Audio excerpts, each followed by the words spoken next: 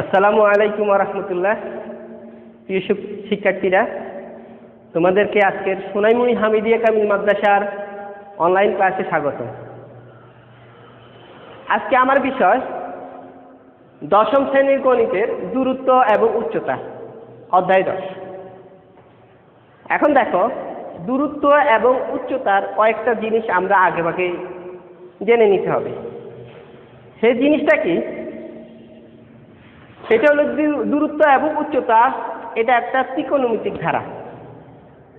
এই দূরত্ব এবং উচ্চতার মাধ্যমে আমরা বিভিন্ন গাছের, বিভিন্ন খুঁটির বা কোনো রাস্তার দূরত্ব এবং উচ্চতা মাপতে পারি। যেমন এখানে আমরা দূরত্ব এবং উচ্চতার কয়েকটা কথা আমরা জেনে নিই। যেমন একটা হলো ভূরেখা।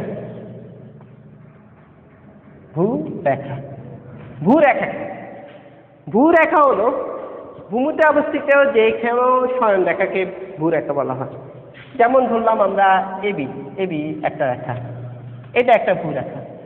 এবির পরিবর্তে আমরা সিডি, বিসি, ওপি, পিকিউ, এক্স ওয়াই যে কোনো রেখা দিতে পারি। তারপরে আরেকটা হলো উলম্ব রেখা।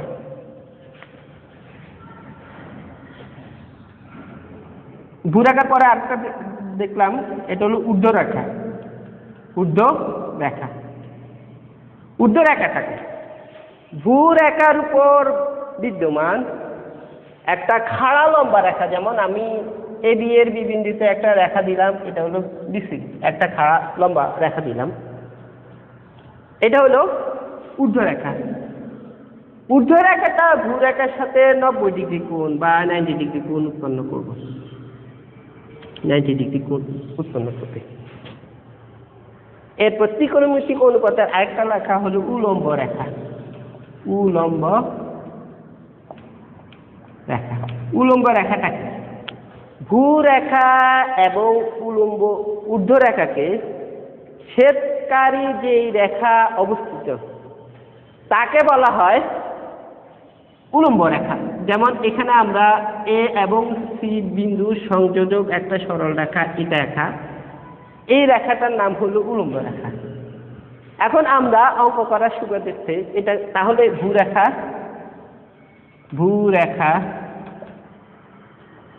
ঊর্ধ্বরেখা,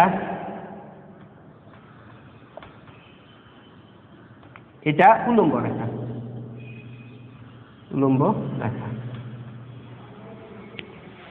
এখন আমরা ত্রিকোণমিতিক অঙ্ক করার সুবিধার্থে ভূরেখাকে নাম দিলাম ভূমি।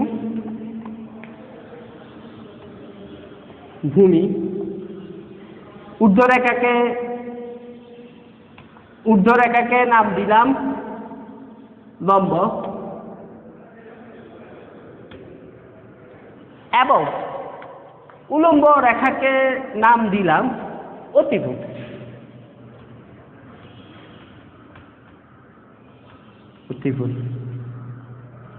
সুতরাং আমরা এখানে কয়েকটা জিনিস আবার রিপিট করি। ভূমির উপরে অবস্থিত যে খাড়া লম্ব, যেটা 90 ডিগ্রি কোণ উৎপন্ন করবে, এটা হলো লম্ব।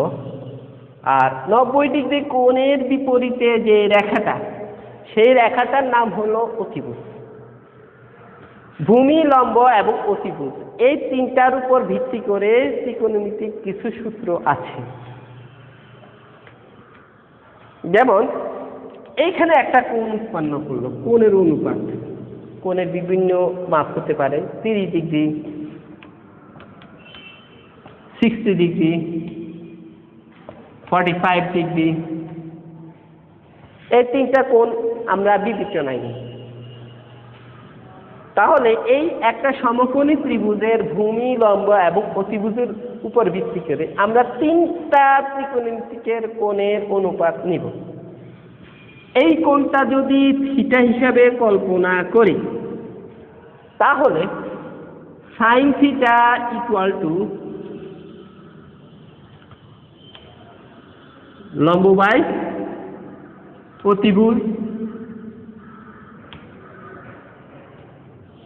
অতিভুজ, cos থিটা ইকুয়াল টু ভূমি বাই অতিভুজ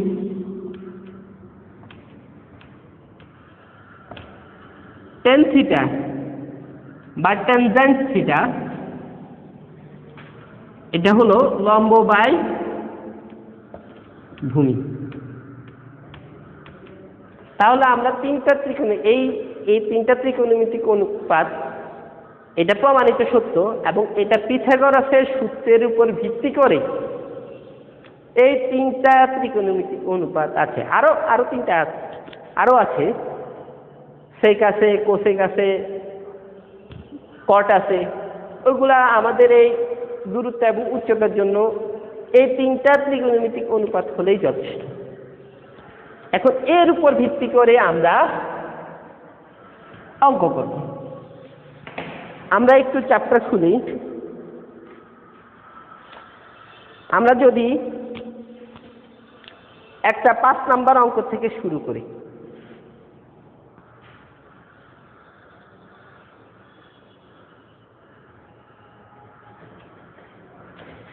এখানে একটা চিত্র আঁকলাম। এই চিত্র 5 নাম্বার অঙ্কের চিত্রটা,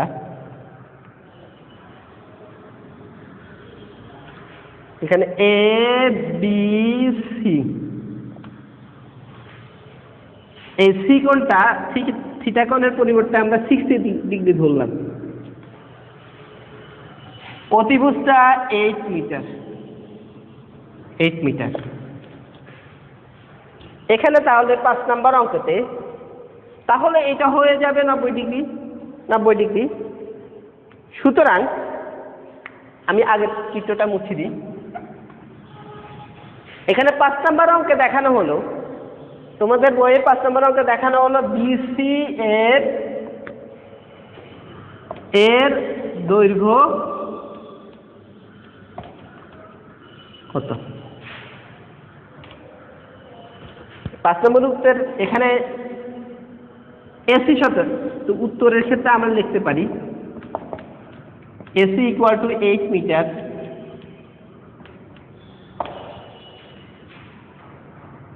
এসিবি কোণ equal to 60 degree, BC equal to 40। তো পিথাগোরাসের সূত্র অনুযায়ী বা ত্রিকোণমিতিক অনুপাত অনুযায়ী,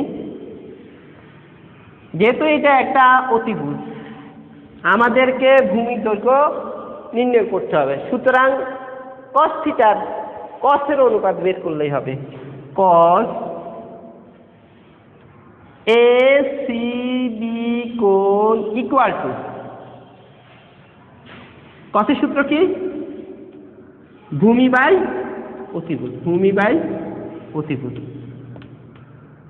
অতিভুজ বা এখানে বা কস এসিবি কি কোণের মান কত? 60 ডিগ্রি দিলাম। 60 ডিগ্রি দিলে ভূমির পরিমাণ কত? ভূমি হলো বিসি, অতিভুজ কত? অতিভুজ এসি, অতিভুজ হলো কত? এসি বা cos 60 ডিগ্রির মান কত? আমরা যদি ত্রিকোণমিতিক অনুপাতের 190 পৃষ্ঠা খুলি, তাহলে cos 60 ডিগ্রির মান আমরা পাই হাফ। cos 60 ডিগ্রির মান কত আমরা পাই? হাফ। তাছাড়া আমরা আরো কিছু নিয়ম কানুন ফলো করে cos 60 ডিগ্রির মান আমরা পেতে পারি। যাই হোক, আমরা এই মানটা আমরা মুখস্থ রাখবো। cos 60 ডিগ্রির মান হলো হাফ লিখলাম। বিসির মান কত? বিসির মান বের করতে হবে। BC by AC equal to কত? 8 মিটারে 8 লিখলাম, বা 2 এর সাথে ডিসি গুণ করলাম, বজ্র গুণন 2 ডিসি ইকুয়াল টু 8, বা বিসি ইকুয়াল টু 8 ভাগ 2 ইকুয়াল টু 4 মিটার। তাহলে আমরা বিসির উচ্চতা কত বের করলাম? 4 মিটার। এখানে তাহলে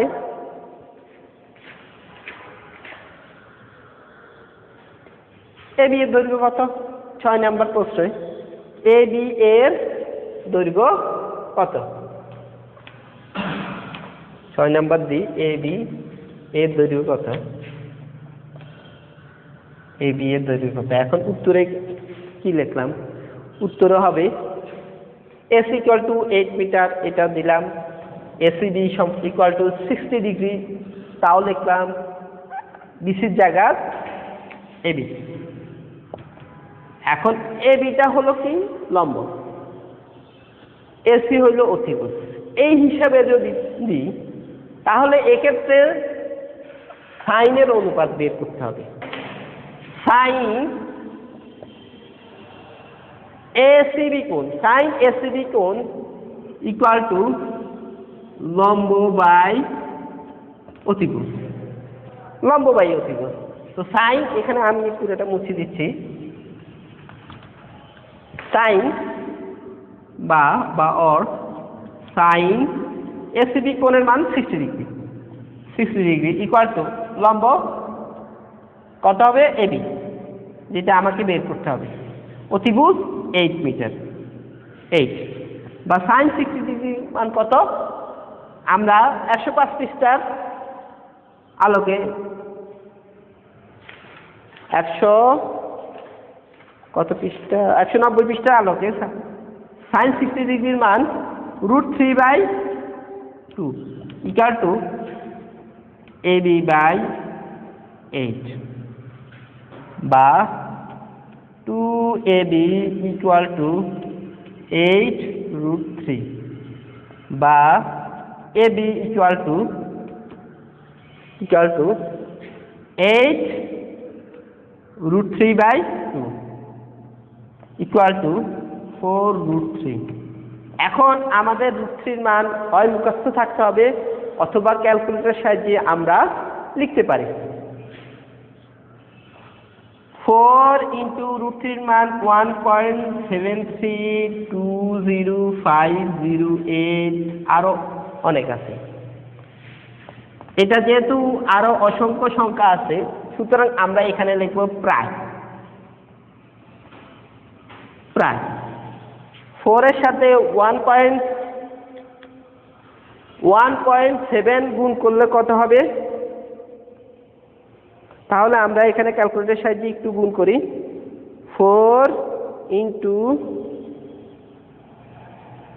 1.73205 পর্যন্ত লিখলাম।